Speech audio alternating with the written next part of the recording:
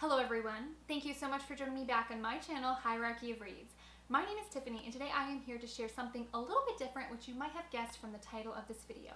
Today I want to talk about something very near and dear to my heart, and that is graduate school. More specifically, tips and tricks that I think will help make you a stronger, more competitive candidate for graduate school. Now, I fully realize that many of you lovely people who frequent my channel are probably not interested in this topic, and that is perfectly okay. I really wanted to make this only because I know that for me, it would have been very helpful to know some of these things earlier on in my academic career. And so I just wanted to make this video in case somebody happens to stumble upon it and it is of any use to them. I've been wanting to make this video for quite some time. And even though the tips and suggestions I'm going to share here are pretty solid, I didn't feel right about making a video all about how to get into graduate school until I have been officially accepted into graduate school. But now that I have received official notification that I have been accepted into a master's program for clinical psychology, which I will start in the fall, I feel much more comfortable putting this video out there. This video is particularly intended for those of you who, like me, are the first college students in your family. In my personal experiences, I found that those who have been involved in or are at least familiar with the world of academia for long enough forget that others are not familiar with the culture, the jargon, the expectations that are demanded. And I know for me, I had to learn many of these things the hard way, whether it have been through, awkward social circumstances, missed opportunities, etc. And so I really just wanted to share things from my own experiences that I think would help many young students who intend to apply to graduate school one day. Now, of course, these are just from my personal circumstances. However, many of these suggestions are things that are found through research to be effective and also tend to be a little bit universal in what you hear people talking about, whether it be in the social sciences like me or other areas of study as well. All right, so enough chatter, let's get into these suggestions. Now, the first way that you can really set yourself apart and set yourself up for success is by creating meaningful relationships with the faculty members and professors that you are working with. Now, I know for many of you, this is going to seem like an incredibly awkward and daunting task, but I can assure you it's not as bad as it seems. And this is coming from the girl who turns red and shakes when she has to speak in public. The best part about this is that you can easily start this by simply being fully engaged and present in class.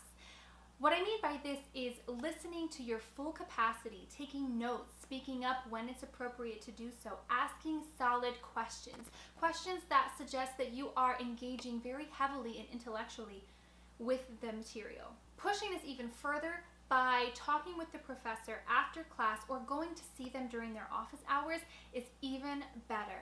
If you find yourself uncomfortable to approach a professor that you want to talk with at first, remember that most professors are incredibly interested in the topic they are teaching about, and the fact that you are coming to them to ask for more information or to talk to them about it is going to make them very pleased from the get-go. They are going to appreciate your interest, and I know that for me, in my experiences, some of the most beneficial conversations that I had during my undergraduate degree were those that happened when I sought out a teacher, whether it be for a question or for conversation one-on-one. And this was because, of course, I gained more insight and knowledge from the conversations that we had. But perhaps more than this, it was because I was so fortunate to have professors who treated me like an intellectual and a social equal. This mutual respect truly empowered me to engage with the material on a deeper level and even in a more critical sense. It empowered me to give my ideas, my criticisms, and that helped me develop as a thinker and as a person who can potentially contribute to my field in the future. Furthermore, developing relationships with people that you highly revere changes the way you think about yourself. You're no longer a member of the out group, peering into the in group, hoping to be there someday. You're already there. You're contributing to conversation, you're contributing to potential material for your field of study, and this change in how you view yourself will only help make your work that much better. This brings me to my second tip, which is to become a mentee. Now, this phrasing might seem a bit awkward to you. Why not just say, find a mentor, right? For me, it all boils down to a matter of external versus internal locus of control. Let me explain. Oftentimes, when people are told to go find a mentor, they first ask themselves, who am I going to pick? How am I going to ask them? And then after they find the potential person, they ask, what are you going to teach me?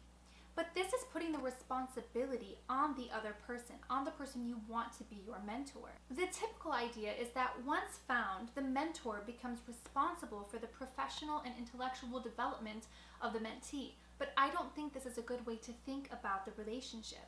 We are each responsible for our own development, and we cannot expect others to lead us where we want to go.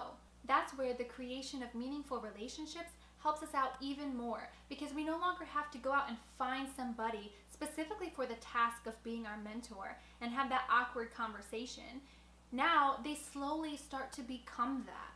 The best mentors aren't the ones that are asked, they're the ones that are organically developed. The third suggestion that I have to help make you a more competitive candidate for graduate school is to get involved in research as soon as possible, and I cannot stress this enough. I didn't find out that research was a requirement for graduate school until my junior year in college. And while I was able to get the experience that I needed, I think I would have been much more competitive, and I would have had much more to offer a program had I started getting that research experience much sooner. What I would recommend is going to your program page online and looking at the research tab, seeing if they have any listings there, seeing what professors are doing research, and then seeing how you can apply. If your school doesn't put that kind of information up on the website, then your best bet is to just reach out to professors within the field that you're studying in. Feel free to ask a professor after class, go see them in their office during office hours, or email them. Ask if there are any opportunities, because even if that professor doesn't have any open opportunities at that moment, they are more likely to remember you if they ever have an opening. Now, I can't speak for everybody, but I know that for me, the thought of doing research was very daunting and intimidating. You know, I was just a student used to going to classes. I didn't even know what doing research meant. And of course, that varies for each field. But you should understand that as an undergraduate student, these professors know you're not going to have much experience, and they're more than happy to teach you so long as you are more than willing to take the work seriously.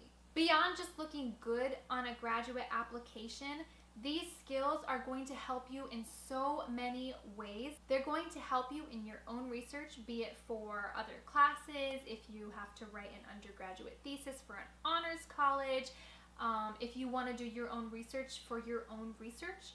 And it's also going to help you create those connections with the professors, as well as meet other students who are interested in the same topics that you're interested in. Kind of going along with this, the whole idea of professional development in your undergraduate degree, if you have any opportunities for internships, I would highly recommend that you do that. I know that internships can be very, very difficult to fit in if you're going to school and working and trying to manage a social life, and if you play any sports or anything, it will seem impossible. But even just doing a semester or two of an internship can help you very much. Sorry if the camera angle or lighting changed a little bit. I had to take a break because it is hot as heck in here and I can't run the AC when I'm filming. So, but yeah, so internships. If you're unsure about where to find internship opportunities, I would suggest going to the head faculty member of the department that you're studying for, if that makes sense. So like for me, that was psychology.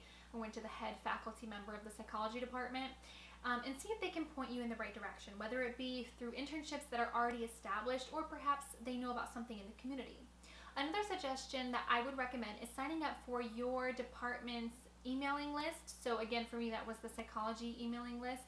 And that can actually provide tools that are very useful and surprising, because a lot of times students don't really pay attention to their emails. So there are a lot of opportunities that they could be potentially emailing you with that you're not taking advantage of. The fifth suggestion that I have for you is to get involved in clubs, activities, and honor societies relating to either your field of study or what you're interested in. So there are a number of different honor societies that you can join. Many of them you have to pay for, but it looks good on your curriculum vitae, which I will talk about in a couple moments. But also there are a lot of scholarship opportunities that are available to those students who are in those honor societies. Another thing are clubs that you might have available at your university. Clubs are a great way to get to know people with the same interests as you, as well as a way to find out how to kind of use your area of study and apply that to serving the community in some way. I know that there were a lot of clubs that were present in my university that did a lot of things for the community, and it was a wonderful, wonderful thing. Kind of going along with that, I would also suggest joining as many professional networks as you can for your field of study. So for me, for example, I signed up for APA and APS as a student affiliate, and that proved to be very helpful because they do different things. Like they send me they send me journals, and through their journals that they send me, I'm able to keep up with a lot of research that I wouldn't have access to now that I'm in this weird situation where I haven't started my new program, but I graduated from my old. It's also a good way to learn about conferences, to learn about different issues, whether it be like ethics or trends within your field of study. The sixth suggestion that I have is to attend as many colloquial events as possible. And it doesn't even have to be for your area of study. And actually, I would probably suggest that you attend as many diverse events as possible. These events allow you opportunities to ask questions and learn about things that you might not have ever known about before. I know that for my university, one of my favorite ones were the history talks. There were so many things that I learned about that I had no clue about, and I would never be able to learn about if I hadn't been at that event. And it also provides another opportunity to connect with professors. And again, your connections don't necessarily have to be with the professors that work in your field. Again, I know that for me, some of the most meaningful relationships that I cultivated with my professors were actually from the history department and not psychology. And so, you know, there's just so much value to be gained from these colloquial events, the things you learn, the way you can engage with the information at these events, and the way you can engage with the people who are hosting them. I only have 2 more suggestions for you, and then we are done with this video. The next suggestion is that you should spend time developing and writing and fine-tuning your CV or your curriculum vitae. Now again, before my junior year in college, I had never heard of a curriculum vitae, and I had no idea what it is. And basically all it is a fancy term for your academic resume. So on your curriculum vitae, you will include your academic history, including what schools you've attended, what degrees you've attained, what your grade point average was. You're going to include almost all the information that I spoke about here. So what clubs you're involved in, what honor societies you're involved in, what activities you've done, if you have any publications, that sort of thing. There are many templates that you can find online, and many universities will have different workshops and resources to help you create your CV. And if not, you can also feel free to reach out to me. I think in this video, I will leave my email address in the description box below. So if you have any specific questions, you can email them to me and I will answer them to the best of my ability. The final suggestion that I have to help make you a more competitive candidate for graduate school is to start studying for your entrance exam for graduate school, whether it be the GRE, the MCAT, etc., as soon as possible. It's easy to put off your studying to this test to the last minute. You think, oh, I have lots of time before I have to apply. I'll do it later. Right now I have schoolwork, I have this club, I have that club, I have work. But the more you postpone it, the more difficult it's going to be to feel adequately prepared. I know that for me personally, I had to take the GRE and I waited until the last minute. And then what happened is that at the time that I had to study for my GRE exam, I had a number of personal things going on which interfered with my ability to study. And although I did okay on my GRE exam, I did not score high enough to make me significantly competitive to, my first choice programs.